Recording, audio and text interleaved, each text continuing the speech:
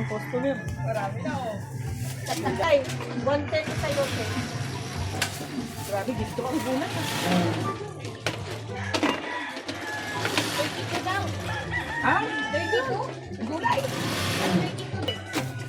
Isang piraso? Ang piraso lang isa dito. Oh. 110 ang kilo. Pasaway tayo. Tingnan daw. Kausap pa ako ha? Dapat sila kung tinawag mo, magkapartner kayo eh. Ano, bibili kaya? Walang na malingki sa amin dito, kami lang, ako lang. Ang mahal ng bilihin. Sa UT pala, magkano na ang puhunan? 95. Ay, maganda yung batok na yan eh. Parang liempo. To? Oo. Parang Magkano to? liempo siya. 320. Sige, te. Yung mga bumibili, sagot ko na. Yes, damihan ko na kukuha. Talaga? Oo. Dagdagan mo, tag ilang kilo, saan? Ako magbabayad, babayaran ko.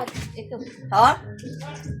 Ang ano? Ito lahat po na ito. Sagutin na daw. Hindi sagot yun, ibabalot mo. Sagot nga niya. Ibalot mo na. Ikaw hindi na ba? Babayaran ko po yan. Ayan na! Hindi, may plastic!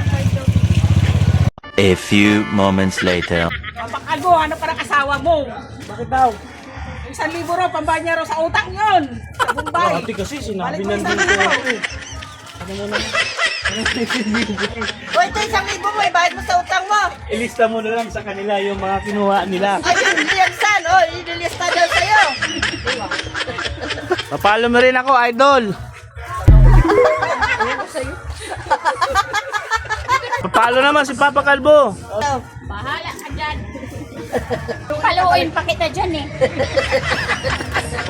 Please follow Papa Kalbo. Paluin pa kita dyan. Bahala ka dyan.